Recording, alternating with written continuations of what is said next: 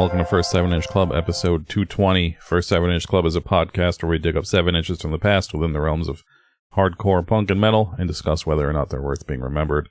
We also provide facts and trivia that we get from the internet and our own personal experiences. We do our own research on this show, and mine is a bit shoddy this week. I don't know, I'm getting worse at this show, I guess. I am Mike, and with me is Scott. Mike, you're getting better overall. Like, don't let this 1 week knock you down, buddy. You've been doing really good lately. The war is about to pop off, Mike. Yep. What do you think your chances are of surviving when the rubber hits the road? Oh, probably not too good. I don't think. Have you secretly been into guns for a while, and I just don't know about it? No, I can't say I have. Have you ever fired a gun? No. Are you cool? Do you want to? Are you kind of horny to fire a gun at some point? I don't really care either way. Because when it pops off, they're just going to be in the road. It's going to be like a streets of rage or something. You're just going to pick up a gun and you can run a gun. So get into it now. I mean, I'm in phenomenally bad shape. You can hear it. You could probably hear me dying through the microphone. So it's bad. It's not great. In better news, Eric Von Daniken died. Mike, rate your Eric Von Daniken awareness. I don't know what that is. You didn't read Chariots of the Gods when you were a kid? Can't say I have. Or Gods from Outer Space or Return of the God. Any of the Gods books? You didn't read about any of these gods? No. These were really cool. I think they're from the 70s, but they were everywhere. This was like a Walden Book staple. There was a whole wall of just pseudoscience books like this. He was one of the guys who made it popular to think that we can't do anything unless aliens are here. That we couldn't build pyramids. We couldn't make nothing that humans did that was awesome in the olden days could have been done without aliens. And I loved these books when I was a kid. I thought that they were like solved science. I read the books and I was like, oh, holy shit. I didn't know we come from aliens. And I think I wrote book reports about it. My teachers were probably like, oh shit, you're really fucking stupid. The only way you could build a pyramid is if you got a spaceship. But it's funny because I didn't really keep up with that, obviously. But I looked them up, and I guess like most of the stuff that was in the books, people just came to him later and were like, no, that's not true. This is what the real story is. And you said, oh, okay. And never changed. The books are still published. Like to this day, they're published with no changes, no corrections. There's like this iron pillar in I think in Delhi or something like that he says couldn't possibly have been made without alien intervention because it doesn't rust and it's like too perfect and it's hard to make. And some scientists brought him out. They're like, no, we know exactly why this doesn't rust. We know exactly how it was made. We know everything about it. It's well documented. We know everything about this. And he just said, oh, okay.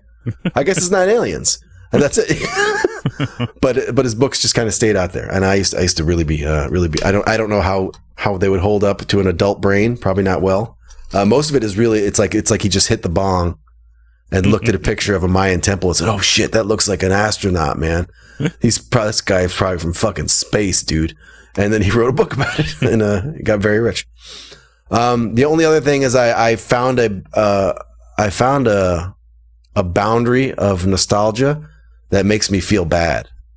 Usually most stuff makes me feel good, even stuff that I didn't really like when I was a kid. Like I wasn't a sports kid, but now that when I look at things to do with 80s sports, it makes me feel kind of cool. I like that stuff. But I saw this page. It was called like Abandonware online. It's a company that makes like hats and shirts that are about old software, but like kind of mundane old software like Netscape and Tubin, the old Tubin video game, and just stuff that probably a lot of people played, but it's like very pre giant internet.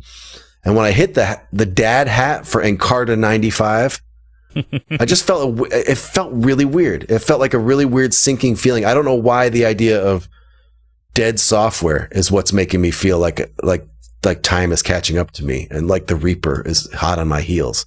But everything I saw that was like some sort of like business software that I barely know anything about made me feel real empty inside. Like a super dark way. And I want these hats, of course. I want them. They're $30 a piece though. But it was I don't think I've ever felt like that. Like most things that I think when you find like old TV shows and music, they still feel kind of alive. Mm-hmm. And when you find old software, you're like, oh, that's fucking gone. That's gone forever and it's never coming back and nothing like it will ever come back. And it just felt So maybe it's time for me to die. Maybe it's time for the jackboots to just kick down my door and let me go on to my great reward, because I'm no further use to this world. But Mike, how's your week going? It's okay. I've once again done nothing. Did you see the guy in the band Cross of Disbelief break somebody's camera? I did. I saw the headline. I didn't really read into it too much. Is it a good video? Is it cool? Oh no, I don't know if there's a video of it, but I see people talking about it because I first saw it on Reddit. I don't go to Reddit to read hardcore stuff. Yeah. But when you open Reddit, it just like shows you stuff that I guess you've been to before. Yeah. And it's always hardcore. And I saw the thread and I was like, oh, what's this about? And then a couple days later, it's all over the place. But I guess like they were playing a show. I don't even know where it was. And I guess he just smashed somebody's camera and said, no photographers. And you know, the Reddit thread overall was pretty much like, oh, that's fucked up. But a lot of the people were like, it's fucked up, but there were kind of a lot of photographers there. So, yeah. And it's like, I don't know. I can see both sides of this. I guess they like, as soon as it hit the internet, they just like fueled the flames of the fire even more, like on purpose, and saying that photographers aren't artists and stuff like that, just to like piss these people off more. And everybody's fucking taking the bait and just like, yeah, fuck these guys, blah, blah, blah. Yeah. And then obviously they're kidding. Well, I don't know if I shouldn't say kidding, but they're trolling. But yeah, so I could see both sides. Like one side, there is probably still a level of hardcore where there's no need for having a whole line of photographers taking photos at every moment. But the other level is that you don't have to play those shows where they do that. Like you can just say, no, I don't want to go on tour with this gigantic band that brings all these photographers out to take pictures of them. So I don't know. Like I said, I could see both sides. If you're gonna get warned, like stop taking pictures. Yeah, you know, I don't know. You can't just still take pictures. Like I still, like, deep down I really do wish there was still a lawlessness to hardcore, and that seems to be missing. So I could see the band's point, but I could also see the point of being a young person who doesn't know this stuff and getting your camera broken and no one explaining to you that could happen. So I don't know. I just wanted to bring it up because I'm neutral on this. I could see both sides. I don't go to many shows anymore, so I wasn't aware that this was a developing thing with this. I read some people talking about it. It's like, oh, there's so many photographers. Every band has its own photographer now and stuff like that. And so are we talking like these guys show up with like Nikons, like with the long lenses and the real gear and the lights and stuff, or is this just they're holding up their phones? No, well, it's both, but I think it's more the people who are showing up, you know, I don't know, to capture the moment or whatever, and with like real gear. And, you know, there's just lines of them taking pictures, and it's just like, it's not that exciting. It's fucking hardcore. No. Like, there's no need for this. So, yeah, so I think it's more than that. But also at the same time, when I do go to those bigger shows, it is just a bunch of people holding up their phones, like taking videos of people moshing for TikTok and stuff, which is the worst thing ever. So, like I said, I can see the band's point on this. My imagination is that it's like every other live event where you're just looking at phones and people are looking at through their phones. And so I think that sucks. Yeah. You're never going to watch that video again. No. You're doing it for nothing. I mean, if you're live streaming it or something, that's something, I guess. You might get some likes for that. But the idea that you're just sort of recording everything all the time and you're never going to go back. I mean, I don't look at my old photos, look at my old videos. I think most people are probably the same way. I think if there was some sort of like analog young man, like, let's look at the world with our own fucking eyes again, like push back, and they started breaking stuff. Take it or leave it. Like, it sucks to have your $700 camera broke or your phone broken, but maybe just watch the show, like enjoy the show and don't do that shit. Because I think we kind of should be learning by now. Yeah. It's about time. We've all had phones and social media and stuff for a while, and young people maybe are learning it. I don't know, maybe they're not, but maybe let's not do any of that anymore. And maybe if you want to make it dangerous, that's cool. That's actually cool. Make phones dangerous. Make everything about using your phone in public a little bit dangerous again. And we'll all become very boring again, like the old days, and slow down time. I need to slow down time quickly because it's going by really quick, and I'm gonna die soon. So The worst is when I'm at sporting events and people are doing it, because it's like, this is going to be forever. Like, you're going to be able to find this game for the rest of your life. Like, this is never going anywhere.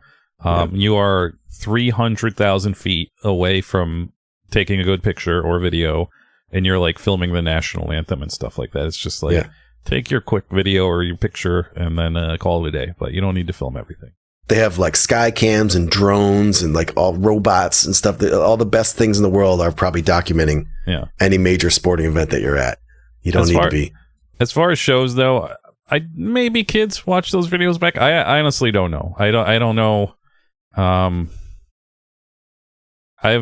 guess I take it back, because I do sometimes when I find a new band, I look them up and I want to see them live on YouTube. Yeah. So maybe I'm a hypocrite. Maybe I do. I've never even been into that. Like I hardly ever do that.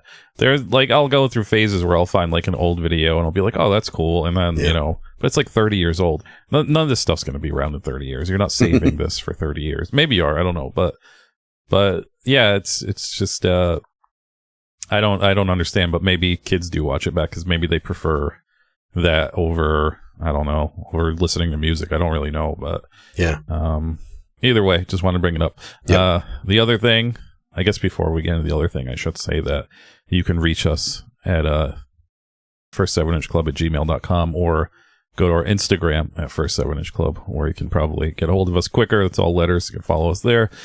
Blah, blah, blah, blah, blah. We also have a Patreon, patreon.com/first7inchclub. You get a couple new episodes a week, a month. Couple other perks here and there.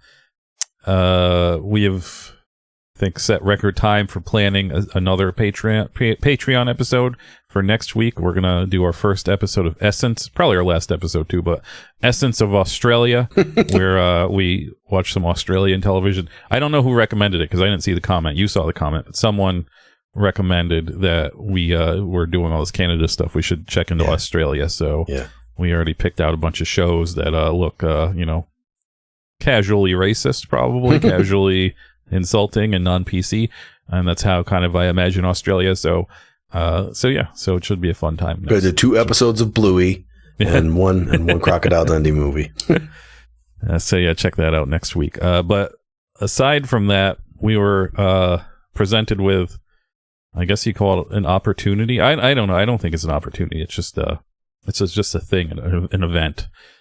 Red Scroll Records from Connecticut reached out to us. I don't know why. I don't know if it's because they're looking for popular Instagram accounts that talk about old hardcore, or they are looking at their early discography and said, hey, we put out a compilation track by At War with Shadows. I wonder what those guys are up to. And found us. I don't know what it was, but they said, hey, do you want to do a giveaway for us? So they just repressed, I guess pressed, because I don't think it's never been on vinyl, but they just pressed Dissolve's Caveman of the Future LP, which was originally in 2000, came out in 2000. Trip Machine originally put it out. Our friends at Trip Machine put it out, and it's now finally pressed on vinyl, and it's all pretty. It has the marble, different colors, all that stuff. We've done a Dissolve episode back in the day. We obviously have talked about Dissolve a lot. And so they're doing this, and they're like, hey, do you want to give away one of these records? And I was like, yeah, sure, why not? But they're mailing it to me, which makes me think that they don't really give a shit what I do with it. Because, like, it sucks mailing stuff, so I don't really want to do it. But I was like, I'll see this through. So, and I don't know if it's going to be next week or the week after, because I still haven't gotten the record myself, so it kind of depends on when I get it. But I had an idea for a contest to win this. Because my mentality is they wanted us to do this giveaway and post it on Instagram and do one of those things where it's like, follow us and follow them or whatever, and comment, and then whoever, and then we'll, pick somebody. Fuck that.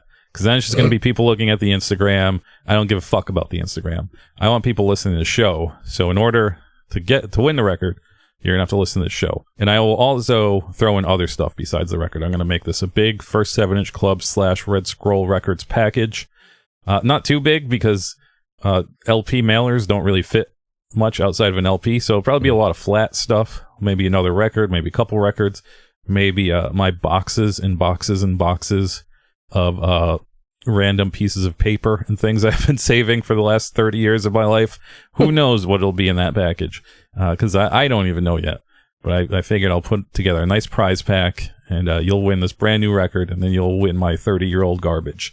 Wow. And so my idea for the actual contest was this. It's going to be very simple, but it requires you pressing play on the show so we get the hits, because that's what I want.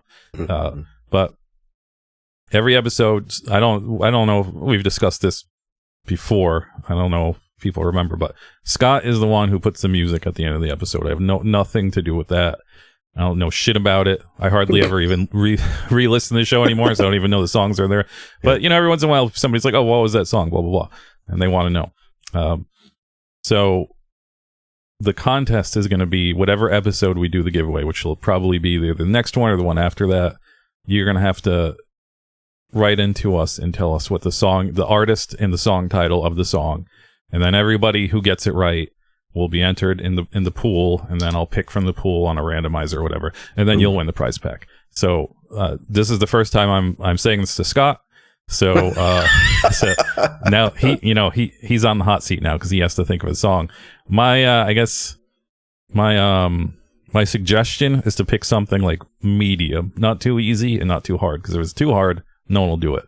If it's too easy, this is going to be too much work for me. So it has to be medium. And I know usually you relate the songs to a vague reference from the episode. Yeah. So it could still be that, because it'll be like a clue at least. A lot of people I don't even think catch that. So, but yeah, it's up to you. I'll let you know ahead of time. This is going to be the episode where you're going to have to do the song, blah, blah, blah. But yeah, and then further instructions will come once it happens, but I'm just telling you now. And of course I'll post it on Instagram, because then they'll repost it, and then hopefully we'll get 10 more people hitting play and then fast forwarding all the way to the end to hear the song, and then telling us what the song is to win the record. But so there you go.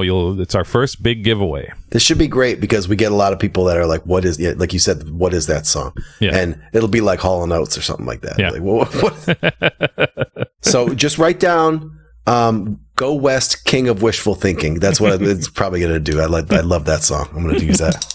Outside of that, besides Red Scroll Records, there's also State of Mind Records, aka stateofmindrecordings.com. Stateofmindrecordings.com is a website on the internet. It's a distro and a record label, and they sell old records and new records, and old records that have become new records. And they sell them all for very cheap prices, as well as $5 flat rate domestic shipping. You cannot beat that shipping anywhere for anything these days. Nothing's that cheap. And every week I like to feature a record they're selling on their website that you can go buy, or look for other stuff and save yourself a few bucks, and yada yada yada. This week is an actual old record repressed into a new record. It is the band On the Might of Princes, and their record Where You Are and Where You Want to Be on colored vinyl. I guess this was repressed in 2020 or around there. This is the first I'm hearing of it. I don't know if he had these when we're doing our Secret Santa, because I would have chose this for myself, but it's too late now. It's $21.95. Mr. State of Mind, you spelled On the Might of Princess wrong on the on the page, so you're gonna have to go fix that. But otherwise, yeah, this is a band from Long Island. They're kind of emo-y, kind of like screamo emo-y, slow, a little jammy, I would say. I always liked them a lot. I really don't know what their lot in life is, as far as if younger people even know about them or care. But I always thought they were pretty good. So if you're into the kind of softer, weirder stuff, I highly suggest checking out On the Might of Princess, and you can do so for $21.95. Where You Are and Where You Want to Be LP on stateofmindrecordings.com. Yeah, I remember more of the sort of left of center, oddball, screamo, and post-hardcore people were really into them.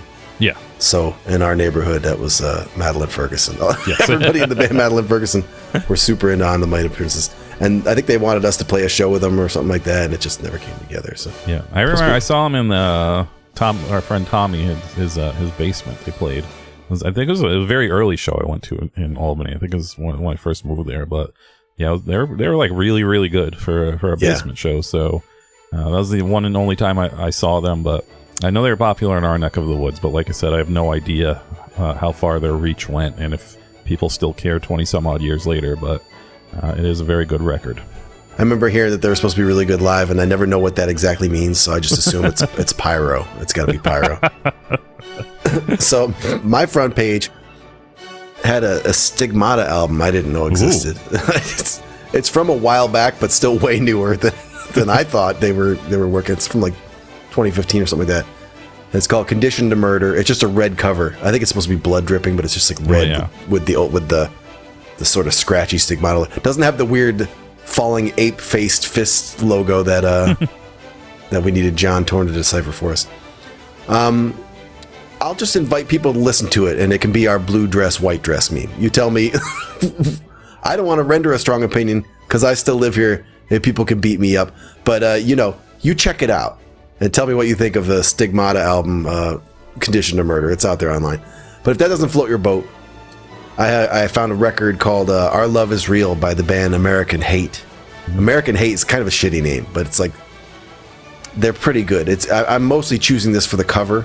The cover has a skeleton that almost looks like one of the Mike Sutphin Hater of God skeletons, like the one that's the one that's holding the two guns or something like that. Excuse me, I'm like wheezing and dying. But it's surrounded by all these like cheerful, colorful, graphical things, almost like it's a test pattern or something like that. I don't know what it's supposed to be, but it almost looks like a Klimt painting or something like that. But it's really dumb, really colorful. And there's smiley faces all over for some reason. So I assume they're kind of an irony band. They're from Oklahoma City, like Chat Pile. That probably says enough. They're cut from vaguely related cloth. It's really heavy, noisy rock. A little more accessible than Chat Pile, but still has like harsh, noisy, like echoey vocals. I thought it was pretty cool. It's kind of like, it's like that kind of music, but if you were more into like grunge or something catchier, like the guitars are more catchy, like rock music, but it's still really like noisy, heavy, aggressive music. I liked it a lot. Love the weird cover. Just check out American Hate. It's the worst band name, but check them out. Well, there you have it. stateofmindrecordings.com. So now we can actually talk about our main event of the night. It's the band World Burns to Death and their 7-inch Human Meat, Tossed to the Dogs of War from either 2001 or 2002, depending on your sources, from Prank Records. I believe it is 2001. I believe Discogs is wrong, and this is actually their first 7-inch. It's not listed as their first 7-inch on Discogs, but I'm pretty sure it is. But they're very prolific and released 17 things within like that 1 or 2 year span, so it's hard to tell. World Burns to Death was a crust D-beat band from Austin, Texas, and they existed from 2000 to 2009, and they took their name from the song by Finland's Bastards.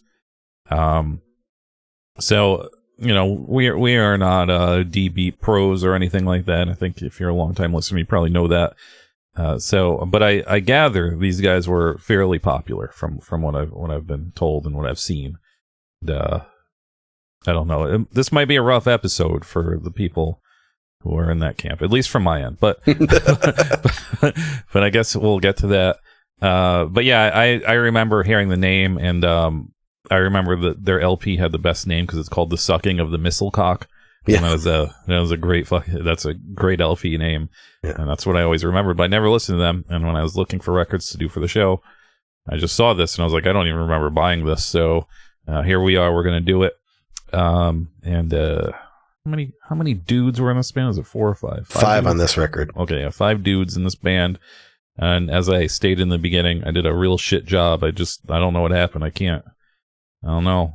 It didn't click for me this episode. It's tough out there. It is. It's tough. What happened to the credits page? What the fuck? There was like a credits page with all the credits, and now it's not there. Can't do nothing today. Oh, I'm looking at the wrong record. There we go. Wrong record. Okay, I was looking at.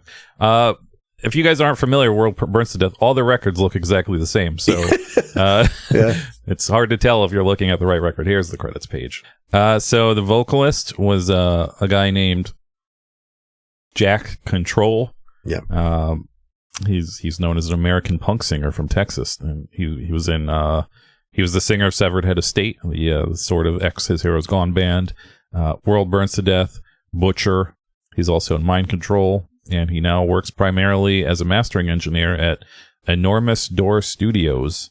And that's all I found on Jack, really. I went to the Enormous Door Studios to see if he's still working there, and he is. Yep. And it's cool because I mean, I don't know if other people do this, but like when you look at his page, it says like professional heavy music mastering. Yeah. So it's good that, like, you know, you differentiate and you say, that's what I do. I do fucking heavy music. Yeah. Because I really don't know if other engineers do that, but that's super smart. So, you know who to go to if you want your band to sound all DBD. But yeah, that's Jack. Yeah. So his real name is Jack Conroe. I don't know if he said that. No. Yeah. So Enormous Door, I guess, also used to make boutique pedals for a little while. Seems like maybe they canceled that a bunch of years ago, but there was they had the guy from Butthole Surfers playing their pedals. Must have gotten out there. Enormous Door is such a weird phrase. I figured it might mean something. I thought maybe it was like some philosophical thing or like a satanic thing or something like that. couldn't find it. There's an album by the Dutch band The X named Enormous Door, but it's only from 2013. So I guess I don't know when this company formed. It doesn't seem like that's old enough to like, it feels like Enormous Door, the company would predate that, but maybe not. One thing I like about their social media is that they post all these little videos that are like before and after mastering. And it's probably records you've heard of. So if you ever wonder what mastering does, what it means, you could go to their page and hit play and hear like Long Knife's record sounding like shit and then magically sounding okay. That's mastering, baby. He shows you how it's done. It's pretty interesting. It's like an effective little demonstration. So check it out. Yeah, it's an Enormous Door. They really know. They got their shit going. Yeah. So they know what to do. Yep. Next up is Zach 2, who was guitar and backing vocals. Guitarist from Austin, Texas. He was also in the bands Keg Charge and Smash Detox, as well as the Groms and Black Star Brigade. I could not find anything on Zach. I found his Instagram. It's private.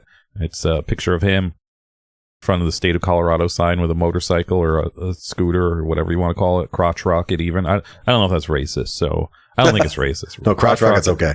Crotch rocket's okay. We still have crotch rocket. They haven't taken Everybody's got us. a crotch. It's universal. But yeah, so I assume he's into motorcycling or something. I don't know, but yeah, I couldn't find anything else on him. He's into more than that, Mike. He's into rockets and rocketry. Oh. Zach works for Bezos.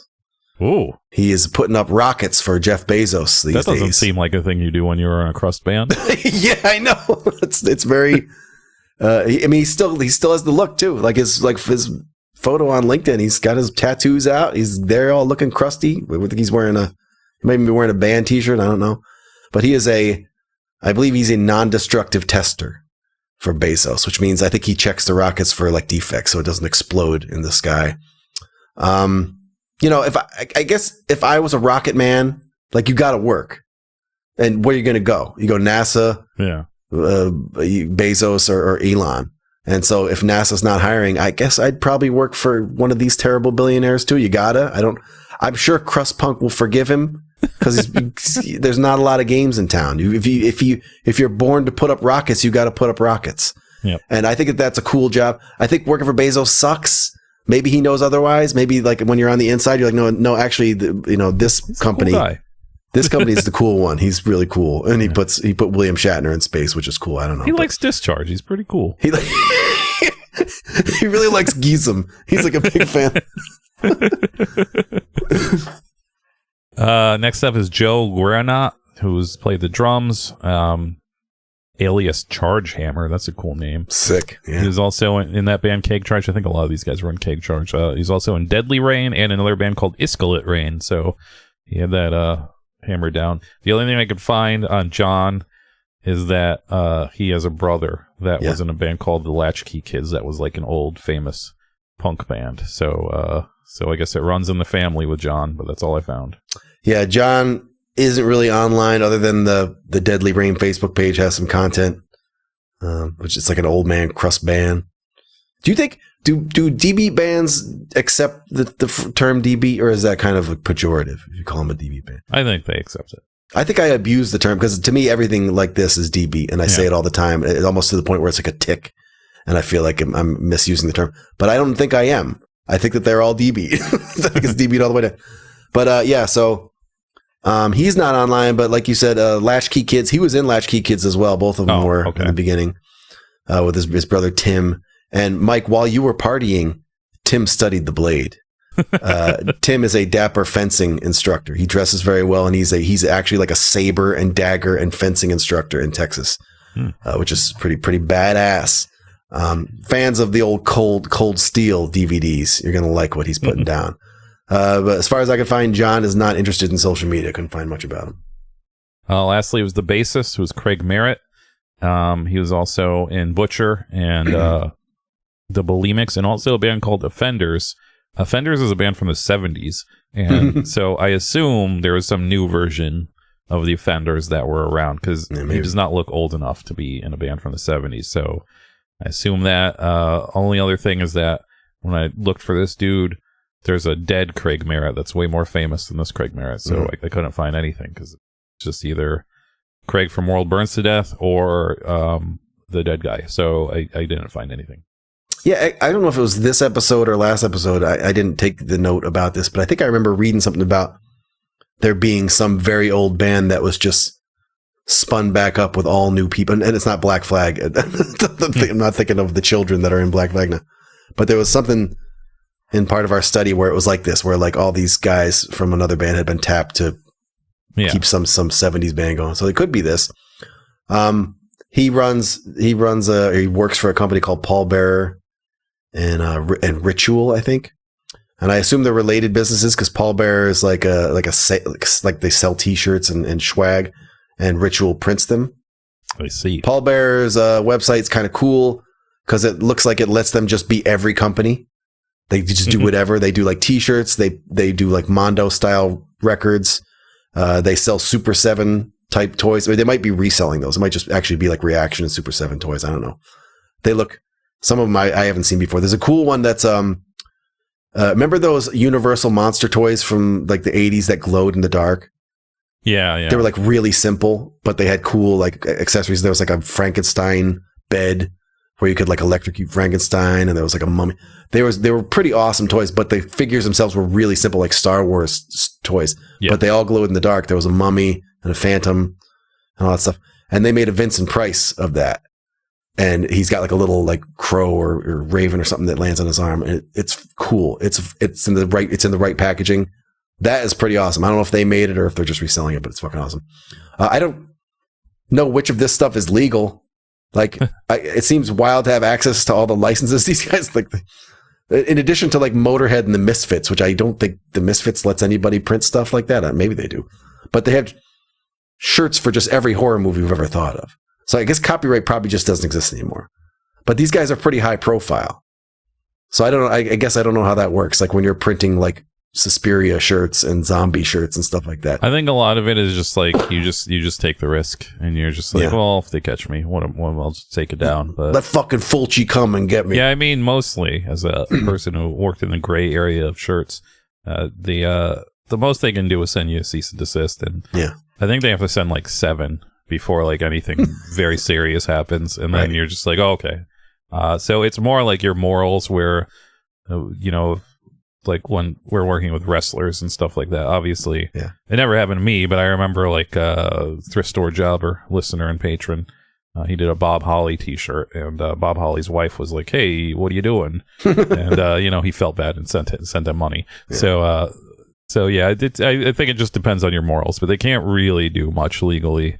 Unless you're ripping off like Disney or something, then you're probably going to get in trouble. But I don't think Suspiria is going to come after you. Fortunately enough, there is one other guy that's on this record, James Nunez. Oh yeah, I completely forgot. Sorry. Yeah. He was. I assume he was a second guitarist, and he is the guy I think who formed the Keg Charge. I think he's the reason they formed Keg Charge, because he left this band or didn't want to do this band, but he sang for that. Keg Charge is not bad. They're very noisy and heavy, and it's a little silly. They had a song where they just spliced in George W. Bush talking, like saying weird stuff. Like they used like pre-digital technology to make him saying odd things, like AI style, and over a DB track, which is pretty funny. But he is apparently a trucker now. That's what his Facebook says. I looked him up, and on Discogs, it has his alias as Hardcore Texas James Nunez, and I think that's a pretty funny nickname. It's fucking great. The only other place that recognizes him with that is just like a random Facebook post that calls him Hardcore Texas James Nunez, and nowhere else. So verified. Yeah. So and I guess at one point he did have a Facebook, but he has since defected from Facebook, so you could not find anything good on him. Yep. But that's World Burns to Death, and we can talk about the record label briefly, which is Prank Records, which we have talked about in a Word Salad episode not too long ago, so you can go back in depth. But Prank is obviously a great record label. They're still around. They started in 1995 by former 91.1 WEGL radio DJ, Maximum Rock and Roll columnist and reviewer, former 924 Gilman Street booker, and longtime Mortem Records employee Ken Sanderson. First thing they put out was Dead and Gone's TV Baby, which is that's pretty good. I thought it was a 7-inch, but it's not. So we gotta do Dead and Gone one day. I know they have a 7-inch out there somewhere. We did the Word Salad. They did the first His Hero's Gone. Did they do I guess they did release the first 7-inch, as well as other His Hero's Gone. They released a lot of the other 2 LPs too. 1332. I do have the 7-inch. I thought we did it, but I looked at the links and we haven't done this, so that might be next week's episode. We'll see it.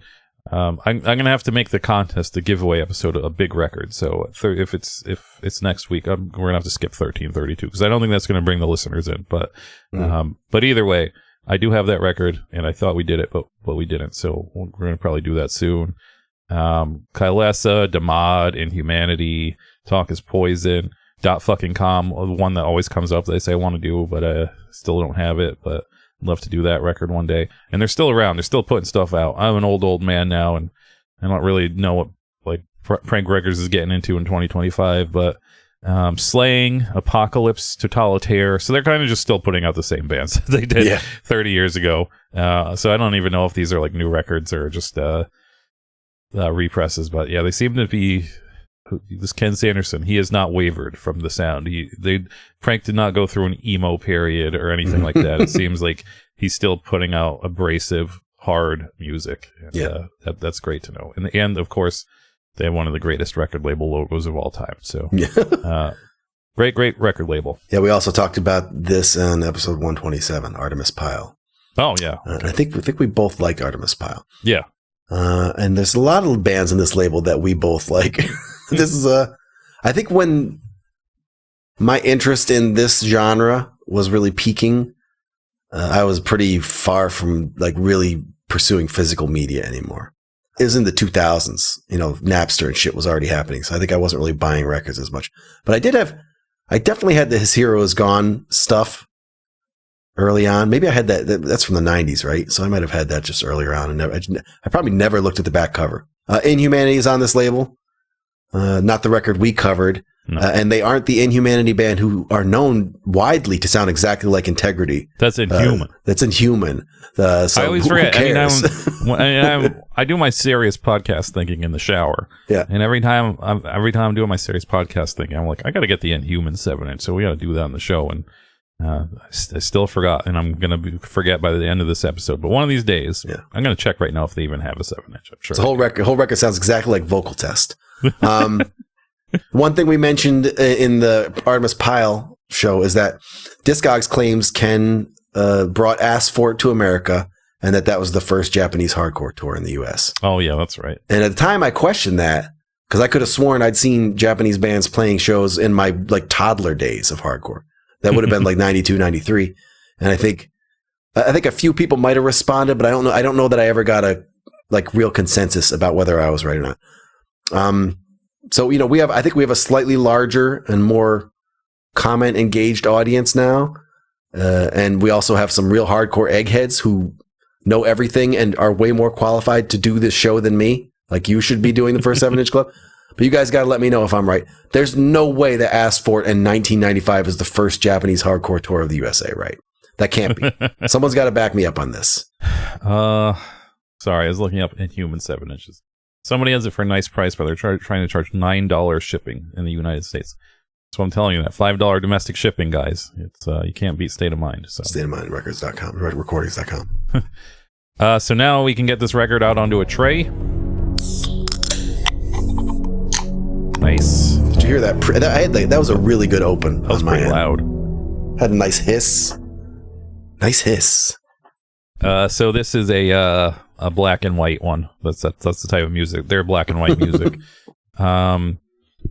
I also should mention, because Scott doesn't know this because he gets the scans, is that I don't know if it's just because like I bought like a unused copy. I don't know what, but it's so glossy. The packaging is extremely glossy. This is like a nice like old Flair baseball card when they started using like the high gloss and stuff. It's like, man, I just want to like rub my fingers on it. It's beautiful. You're a crust punk band. You don't want to do that though. So, but it's Prank Records call probably, or like, we're going to go with the high gloss on this one. Sorry guys. The cover is like a collage, like a made collage of some war man, some soldier. He looks like he's holding like half a body. Mm-hmm. There's text behind him. There's gray skies.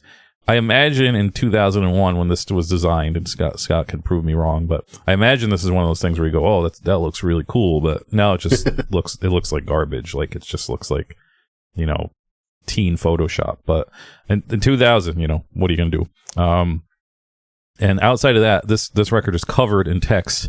World Burns to Death uses a font that's like harkens back to like the Russian propaganda, but also like Star Trek Klingon and stuff like that. It's kind of like mixed together. Like it has that alien rave type of font to it, but it's also old Soviet too. They also use, I think that's Hebrew, but it looks like Klingon. Sorry, I don't know if that's racist, but it looks like Klingon. Then they just use a regular Times New Roman. The back is just covered in fucking text of different sizes and a little I guess again collage of planes, like fighter planes in various states of flight and maybe exploding too, or maybe it's a bomb dropping. It's hard to tell. Yeah, either way, the whole back looks like when you see one of those crazies out with the cars where they just write all over it, like, check your drinking water. The government is putting corn inside of your drinking water and stuff like that. Google circumcision. It just looks like one of those cars. Yeah. But when you really think about it, that's what D-Beat is. It's just the crazies of hardcore that say all this stuff. So it's kind of fitting. They have their own logo that's like their own weird Klingon logo that they use. They have a Wikipedia for some reason, which is kind of weird. Mm-hmm. And, it had a name, the logo, but I didn't write it down, so I don't remember. So very glossy, very crust. The inside, you get an insert with the lyrics, again, in the Klingon language, and as well as the Times New Roman. One of the Klingon fonts they use is Beyond. That is just like the first one they use is like Greek, it's like a Cenobite text or something like that. Yeah, that is on another level of aggro, I guess. But yeah, it's a little too much. In the back of again, this insert's very glossy too. The back of the glossy insert is just their info as well as a photocopied picture of, I assume, somebody in the band, possibly the guitarist. And that's about it. I commend this because I've said it in the past before. I like when people utilize their tools to design things that they want to design instead of saying, "Oh, we're a D-Beat band. Our record should look like shit." Like, obviously, I don't think it's aged well. I think it's a fucking mess and it's ugly and it looks like a crazy person's car. Yeah. But like, I commend them for being like, we're a stereotypical D-Beat crust band, but we are going to utilize the tools of design that we have at our disposal, and not just photocopy a bunch of encyclopedia pictures of atomic bombs on our record. So I commend them. I don't think the layout holds up in any way at all, but it's glossy and nice, so I like it. Generally, it's pretty critique proof, I think. Yeah, like when you do that stuff, the only thing that matters is whether it's striking and memorable. And maybe like if they're political, I guess you got to talk about how effective it is or something like that. The cover image is, you can find this image. It's kind of hard to find, but once you find it, you can find it everywhere. This is a soldier carrying some literal human meat, just like the cover says. It's very gnarly. When you see the real version, it's from Nam. The shit. It's from the shit in Nam, 1967. This is a U.S. soldier holding up what's left of a VC fighter who had just been hit with a full-on fucking grenade launcher. They shot a grenade launcher at a guy, and if you find a good quality version of it, the soldier very much appears to be smiling. Like he's happy that this has happened. And a couple sources even say he's laughing. It says he's laughing hysterically. Either way, he's definitely not bothered. He's not bothered to be holding this human meat. He thinks it's pretty cool. Behind him that's the Vietnam War Memorial. So it's, it's ironic. It's an ironic juxtaposition. The weird elephant in the room is that World Burns to Death uses this phony Hebrew font for everything. Something I read said that it might have been inspired by a Simon Wiesenthal book, famous Nazi hunter Simon Wiesenthal. We all love hunting Nazis. That's cool. I think having warlike imagery tied to faux Hebrew iconography it's hitting different in 2025 than it was in maybe 2001, 2002. None of the Hebrew is real. It's just a font called Chaya, and all the words that you find elsewhere have just been typed in English into that font. So this doesn't. So if you hold up your Google Translate, it gets very confused. It's by what it's seeing, because this doesn't actually read as real Hebrew. The logo is the Hebrew letter Tsaya, I think it's pronounced. It's to me, much like Mike says, it's a kind of a Klingon font, but to me, this looks like some like Wipeout Excel Designers Republic shit. So their logo is halfway between like that and like a skate sneaker logo, like Etnies or DC or something. It feels very Hot Topic. It's got their iconography has a real Hot Topic feel to me, and like they use it in a lot of places too. So it's weird. It's kind of weird. It makes me. I think I always thought they were a new metal band or something because of this. The back cover is a bunch of planes dropping bombs. The font that isn't fake Hebrew, like Mike said, has a Russian propaganda vibe, and they also use. Well, I don't know what that font is for the first song. It reminds me of some Asian font, or maybe some faux Asian font, but something a little bit, like Thai or something like that. Something you don't see quite as often. Yeah. Either way, there's a lot of real international flavor going on. And the further you get into the layout, the more the random international characters and strange glyphs start to look like rendering errors. Like especially whatever is going on in the credits, there's these little like glyphs, these little images that are in the font, and it just looks like they bought like they used a freeware font that was missing some characters. Yeah. You do get the nice gleaming white vinyl record. There's like a sort of an old timey advertising collage on it. Yeah, I forgot to mention that. That's the best part of the record. It's really cool. It has like an armless, legless soldier in a wheelchair. He's getting some attention from Miss Atlanta, a beauty queen. And there's a bunch of kind of random, like 50s advertising graphics around him. And the slogan says, I proudly go back, said the brave Captain Clack, above the, the obviously very wounded soldier. So yeah, he's like Johnny got his gun. Yeah. He's just fucking. Yeah. So this is Metallica, right? This is Metallica covered this. And the other side is more their Wipeout Excel branding. So I think this is, effective as a like professional DB. This is it's sort of a professionally executed for 2001. A professionally executed crust punk record. There's no like cut and paste paper. This is done in a computer, which almost seems like a betrayal. Yeah. But I think because they kind of exploit the technical ugliness of using too many fonts and being rough with Photoshop, maybe it's intentional. Maybe it's like an intentionally fucked up, thing or something like that. I do question a bunch of the decisions. I read an article in Cult Nation, some blog, where Jack said, the symbol used is also used on Israeli military, on their munitions, and also as a symbol for political demonstration. So it's nonsense, it's symbolic, and it's provocative at the same time. I decided to use this imagery because I knew it would make people ask questions, and it does. And that I feel is very important. So in 2025, I'm asking a few questions. I don't know if we're going to get an answer to that. I would bet that the Rocket guy designed this. He's like, let me do it, guys. And he put on his yellow tinted goggles. Yeah. He sat down, put on his silver windbreaker, put on some Prodigy, and just bang this one out real quick because it has a. You know what my favorite rocket is? Is an Israeli bomb, and I saw this logo on it. I don't know. They didn't know. It was simpler times. We were at war with different brown people, right? In 2000, so they didn't know. So yeah, I guess we can get into the music now. This is kind of oddly only 3 songs. Yeah, I have a lot of these. Well, I won't say a lot, but I have a good amount of black and white, crusty looking records, and I always just skip right over them when I think it's something to do with show, because I'm like, I don't want to do a 19 song record. So that's probably why we never did this, because I was probably like, oh, it's probably like 37 songs. I don't want to do that.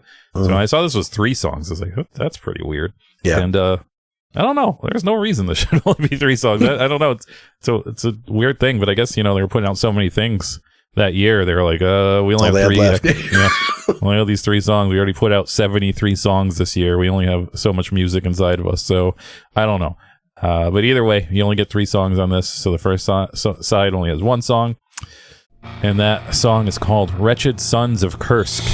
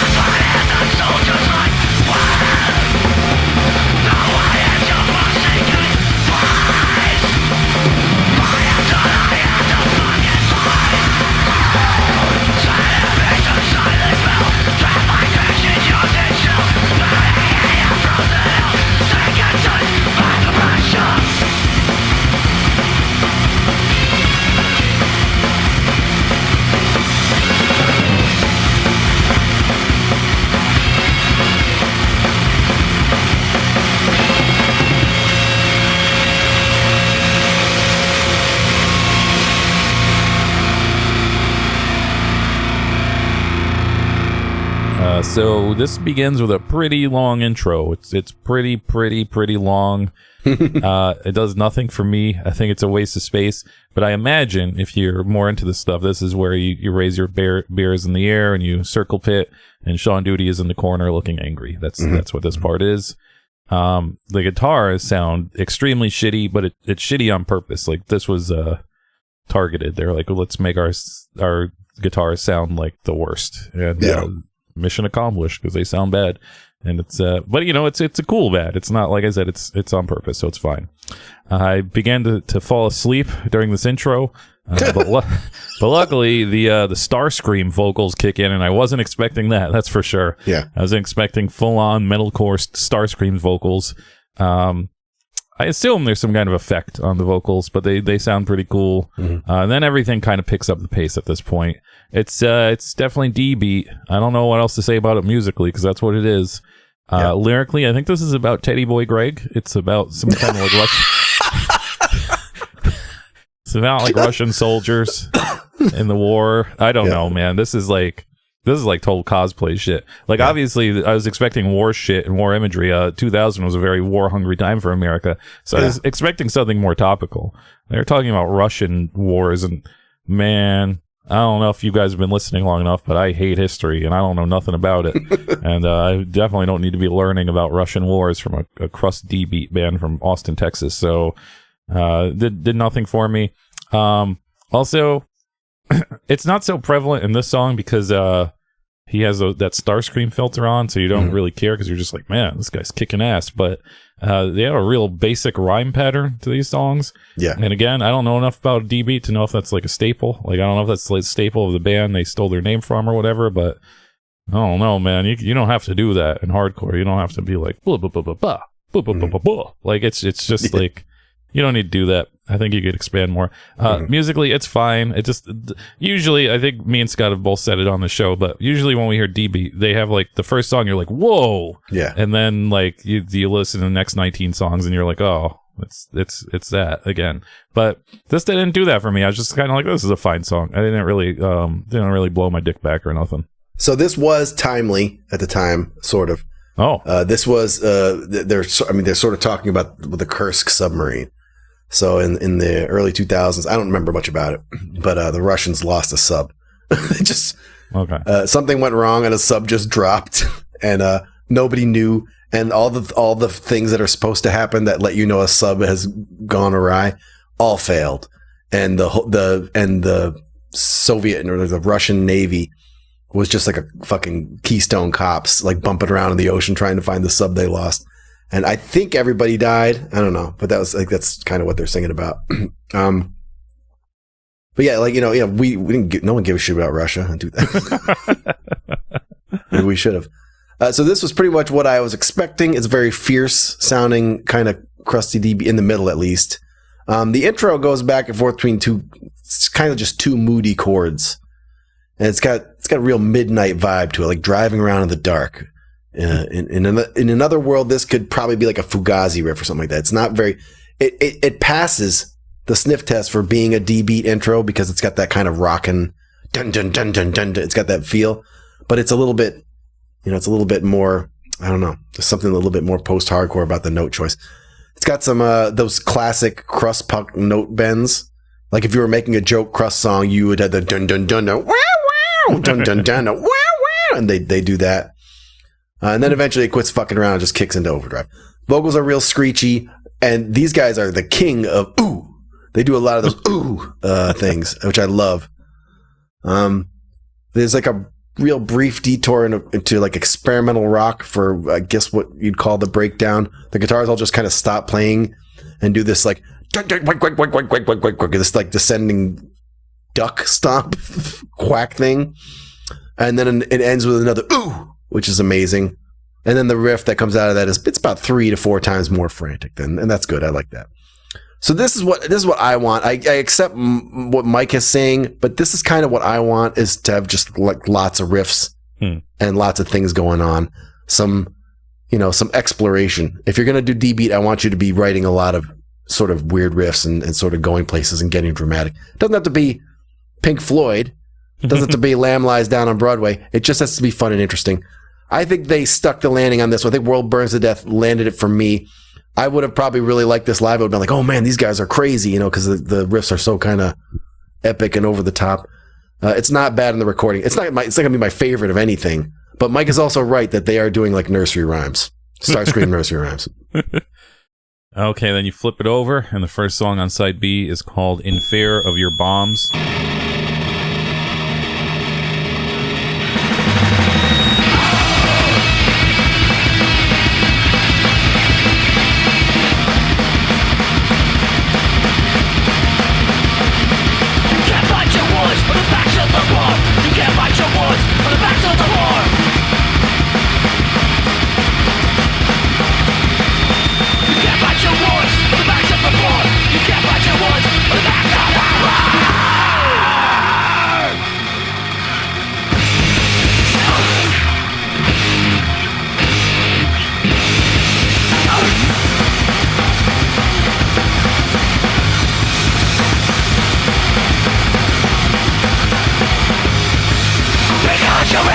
Son of a bitch, can't fight your wounds. Back to the bomb, it's my solution. I'm a revolution, won't live my life from your bomb.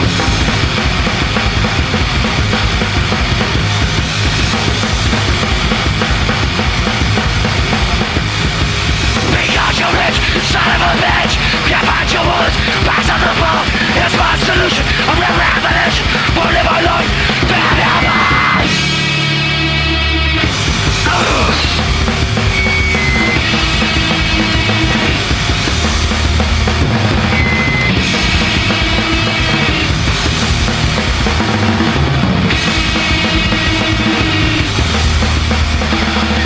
The history of capital is littered with the corpses of the poor, worthless rags thrown into mass graves, fodder for the weapons giants. Pawns in a chess game that only they can win. Perhaps a day will come when the only blood that enriches the soil of the battlefields will be the blood of the tyrants, and not the blood of the servants. So this is about how rich people starting wars stinks. That's topical. That is still topical to this day. So that hits. They dropped the Starscream effect on this one though, and it almost like, and the guitars sound like a little less abrasive. This might be a completely separate recording. I don't know. It doesn't. It sounds like a lot less harsh than the first side. The music I think on this one is a little more frantic than the first track, but now that you can the AB rhyme scheme is a little more audible on this. It's kind of a killer. It's just like, come on, man, like what are we doing here? And there's a talking part. I don't know if that's normal in DB at all. I don't remember ever hearing people just doing straight up talking. There's like chanting behind it, which I guess is how you get out of it. How that's like your get out of jail free card, is you do some chanting behind the talking part. I don't know. I guess. Well, otherwise, the song's fine. A lot of decisions being made in this track. Lots of decisions. For one thing, I noticed the pingy snare on this one. I didn't notice it on the other track, and all of a sudden I'm hearing that ping. Great choice. I love a pingy snare. This song intros with a gang vocal that has like a third of the energy of the normal vocals. It sounds more like Rancid or something. It doesn't sound like hardcore at all. And then once the real vocals kick in, things start moving, and it's fine. And they hit a real juicy riff. They hit one of those riffs where like the big note actually kind of like wiggles your speaker. It's one of those one of those kind of riffs. And I like that. I like that big open chord. And then more decisions are made. For some reason, we decide to talk our way out of the whole song. the whole second half of the song is just talking. The riff is like actually not bad. The riff is going top speed. It's really like, it's kind of a banger. And there's some backing vocals that Mike talked about. They're kind of like choking on something, some very maximum stress level in the background. But someone up front is just talking the main lyrics for the whole fucking rest of the song. I don't understand why you would do that. Usually you use a sample of George W. Bush for that. You don't do it yourself. Jack said they chose that Hebrew font to get people talking, and then I guess they also just chose to be talking. They're just talking people, and it fucking sucks. So musically, this is a travesty. This is a huge failure. And the final track is called Scheisskrieg.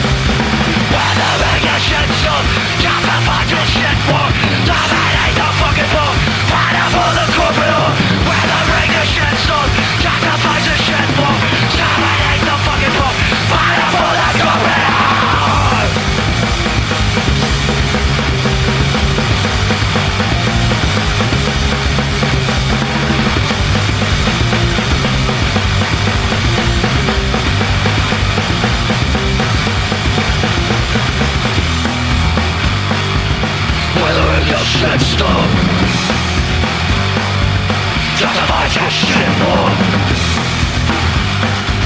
Exterminate the fucking book. Fire by the gorilla.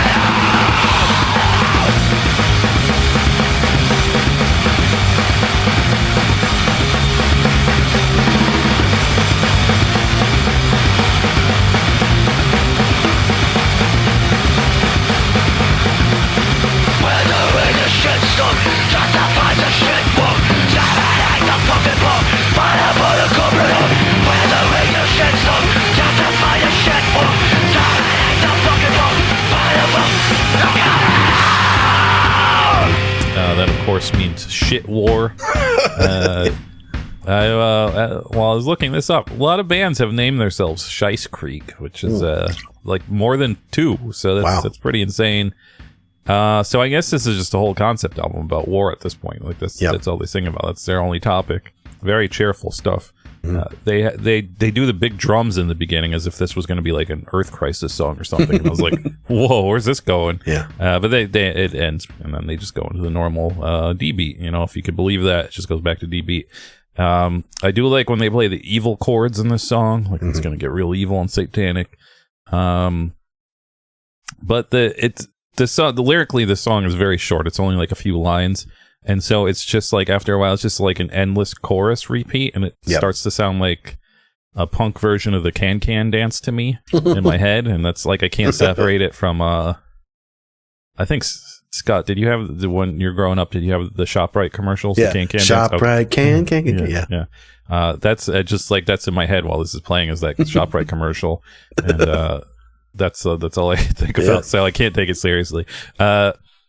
And then at the end, they just hit the drum over and over again. I thought this was a locked groove, but it wasn't. So I was like, I got to leave all of this in for Scott, so he has to listen to this guy just hit his drum. I think it's just a loop. I don't think he's really doing it, but it just goes on for about a minute. But yeah, that's it. That's it. 3 songs, and that's it. I guess. This song has a lot of great oohs in it. There's tons of them in this. We also get the titular line. Yeah. This song is just kind of a reliable crust rocker. I was hoping from the menacing kick drum that we would get one of those like mid-pace, just death machine songs, one of those real like barn burners. But I think they knew they risked it all on track 2, and they needed a crowd pleaser for track 3. So this is a track where the basement punks, they're going to raise their tall voice this one. For me, that's not a great moment. Mike predicted that I was going to feel the Sean Duty photo for this. That he knew accurately that for this record it was going to be in my mind. I think this song's kind of a boring ending. It's like there's no cool musical moments. There's nothing too visceral about it. I do like the weird kick drum outro. That's kind of cool to just play your kick drum for 45 minutes on the way out of your record. Other than that, it's kind of a whimpering ending. So there you have it. There's World Burns to Death's Human Meat Tossed to the Dogs of War from 2001 on Prank Records. At the end of this, I usually like to do a little rating system where I say either throw it in the trash, listen to it on streaming, buy it in the bargain bin, buy it for full price, or buy it for collector's prices. Not too high. This goes for about $3 or $4. It's not a big investment. This is a really weird case for me, because usually anytime I listen to the kind of crusty, punky D-beat stuff, I'm always like, this is too much. There's too much of this. I've got to cut this down by half. And this is the other way around, where I'm just like, I know they probably have songs that I would really like, but they aren't on this record. None of these songs I really like, but I could tell by what they're playing and like their whole vibe that they probably do have songs somewhere in the discography that would really hit with me. And unfortunately, this didn't. So it's kind of like an incomplete for me, but I would say, buy it in the bargain bin. Obviously, if you're into this shit, you probably have this. This is probably your Bible or something like this, but I would rather check out like an LP by these guys to see how I'm really feeling. But yeah, overall, this is just kind of like I wanted a little more or something, but I didn't really get it from this record. I think we get a lot to think about from a very little music on this record. I think for me, track 1 kind of makes the case. It's a real complicated Master of Puppets D-beat artwork song. I don't mind it. Got a lot of riffs, got a lot of moods, a real journey. So it's a solid opener. Track 2 wanted to be in that same club, but it steps on rakes over and over really badly. And then the record just kind of ends with a whimper. Like the last song was just like a regular old crusty D-beat song. So I skimmed some of their other stuff. I think track 1 was their path forward. I think most of the stuff that they did after is more of like the sort of frantic, interesting, epic crust with mostly harsh vocals. So good on them. They took the right results out of the lab of this 7-inch. Mr. Chebychev wanted me to bring up the fact that their album Totalitarian Sodomy, the cover was done by Sakevi from Gizem, the crazy singer of Gizem. And you should check it out. It's very ugly. It's like a horrible collage of blood and porn, and there's a Nazi shark that might also be a Zionist Nazi shark. There's a satanic blowjob taking place. I don't know who that is in the middle. It could be Bush with a pentagram carved in his head. It's really gross. But not only is it gross, it's got the same kind of vibe and color scheme as the Juvenile 400 Degrees record that we used for the One Virtual Pro shirt. So it's a little bit of, it's like got something for everybody. You should check this out. So yeah, I don't think you're going to get a lot of value for your money out of this record, but if you're looking for what they become, if you're a basement punk, you're good. So you can grab your PBR, just have a great time. This is all you need. It's at least occasionally really good. This is a 9 out of 10 for you. On the Tin Fish scale, I'm not that mad because they do seem to understand what I want eventually from the genre. They have the tools to deliver it. I think when they fall short, it's by decision making. And I don't know what to do with that info. Like, should I reward the fact that they don't give a shit and took some risks? Or should I punish it because it sucks to listen to and I don't like it at all? I'll say, track 1 is a banger. And, once upon a time, that was enough. Like, how many people bought the Los Del Rio album for Macarena? Just one song. How many people bought Ace of Base records? You get one good song. So that's fine. I like the band name. They seem to be pretty good live. So, you get something out of it. I'm going to give it a 7 out of 10 because I really like that first song. A little too high, but that's your opinion. Speaking of that Totalitarian Sodomy record, I looked on Discogs because I was interested in, because I don't know, it's $3. It seems pretty cheap to me. I guess these guys, crust punk doesn't retain value, so I was looking to see if any of their other records were worth any money. Totalitarian Sodomy, actually, somebody is selling their test press to this for $210. Wow. So if you are a big fan and you don't want the cover, you just want the record and the test press jacket, you can pay $210 for this on Discogs right now from Das Vinyl from Germany. So you'll also be paying a pretty penny in shipping, but you're already paying $200 for a record. Who fucking cares? So go check that out. But yeah, that's our episode. Scott, do you have any last words?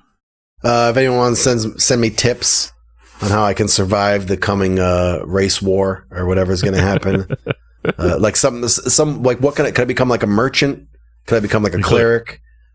I would like to become a merchant. That would be pretty cool. I think that would be cool if I was like a potions master or something like that, and I don't have to really be like fighting day in, day out. Like hitting people with clubs and shooting. That seems like a lot of work. Seems really sweaty. Who are the races in this race war? I haven't heard about this. Well, I mean, it's, the fact that it's ICE sort of starting it is racially motivated. It's we're all white. All the whites are going to kill each other. All the whites are going to kill each other. Yeah. Well, the white supremacy is going really poorly because we're all just going to kill each other. And it's going to be a mess. We suck at white supremacy in this country. We can't even get that right. So I guess if we're here next week, we'll bring you another episode, possibly 1332, possibly something bigger. We'll see next week. But until then, fuck Charlie.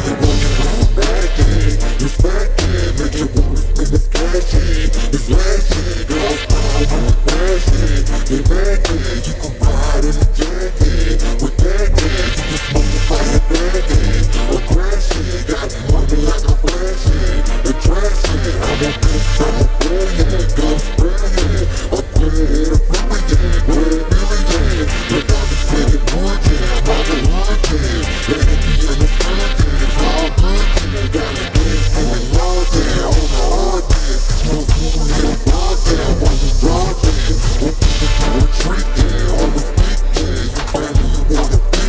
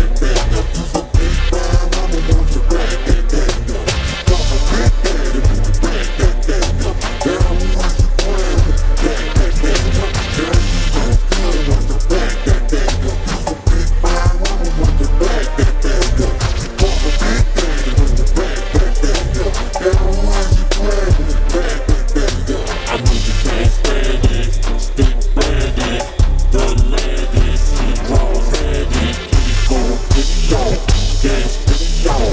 With the roll on the wall, then I hit it down. Things kinda lonely, I feel it homey. Put the piece in the middle like homey. Big plumber chick, in a hummer chick. Beat the wall like a drummer chick. See that pretty cat, look at that, I love a little